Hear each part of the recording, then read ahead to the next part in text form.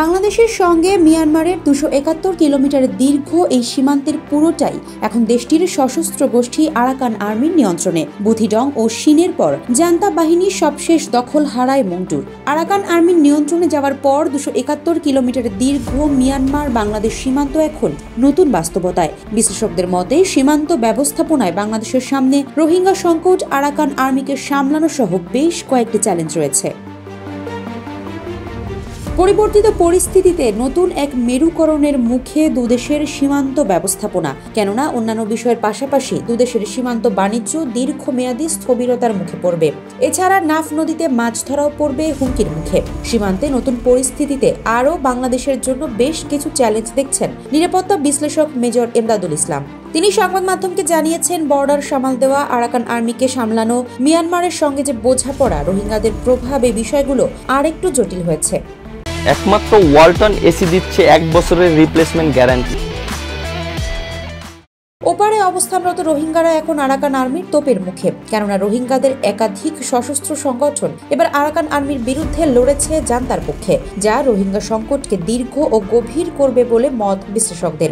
Major Emdadul ইসলাম বলেন, বাংলাদেশের সামনে এখন একটা বড় চ্যালেঞ্জ, সেটা হচ্ছে রোহিঙ্গাদের বিষয় কিভাবে হ্যান্ডেল করা যাবে, আর আরাকান আর্মির সঙ্গে রোহিঙ্গাদের মুখোমুখি যে অবস্থান সেটিকে কিভাবে সামলানো হবে। আরাকান আর্মির মুখপাত্র ইউ খাইং থু খা বিবিসিকে জানিয়েছেন, এরই মধ্যে তারা পশ্চিম অঞ্চলের জান্তা বাহিনীর কমান্ড হেডকোয়ার্টার দখল সহ রাখাইন রাজ্যের নিয়ন্ত্রণ নিতে যুদ্ধ চালিয়ে যাচ্ছে। এই অংশের পুরোপুরি নিয়ন্ত্রণ নেওয়ার পরই বাংলাদেশ মিয়ানমার সীমান্তবর্তী নাফ নদীর মিয়ানমারের অংশে অনির্দিষ্টকালের জন্য নৌ চলাচল নিষেধাজ্ঞা আরোপ করেছে আরাকান আর্মি। আরাকান আর্মির ওই ঘোষণার পর নাফ নদীতে নৌ চলাচল সতর্কতা জারি করা হয়। এ ঘটনায় বাংলাদেশ অংশে বাড়ানো হয়েছে বিজিবির টহল। সীমান্তবর্তী আরাকান রাজ্যের নিয়ন্ত্রণ বিদ্রোহী গোষ্ঠী আরাকান আর্মির নিয়ন্ত্রণে যাওয়ার ফলে নতুন করে রোহিঙ্গা অনুপ্রবেশের ও বাংলাদেশ থেকে রোহিঙ্গা প্রত্যাবাসন দীর্ঘায়িত হওয়ার শঙ্কা তৈরি হয়েছে। এদিকে মংডুর এমন পরিস্থিতিতে নাফ নদীর বাংলাদেশ অংশেও টহল জোরদার করা হয়েছে। সতর্ক অবস্থানে রাখা হয়েছে কোস্টগার্ড ও বিজিবিকে।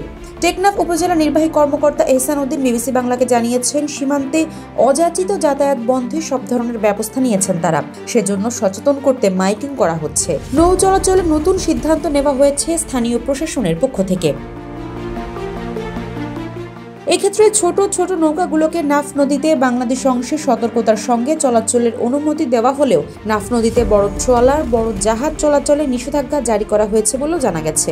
উদ্ভূত পরিস্থিতিতে সীমান্তের নাফ নদীতে টহল তৎপরতা জোরদার করা হয়েছে। নাফ নদীর ঝুঁকিপূর্ণ স্থানসমূহে এবং বাংলাদেশের জলসীমায় বিদ্যমান দ্বীপের আধিপত্য বিস্তারের জন্য নৌটহলও জোরদার করা হয়েছে বলে স্থানীয় প্রশাসনের পক্ষ থেকে জানা গেছে।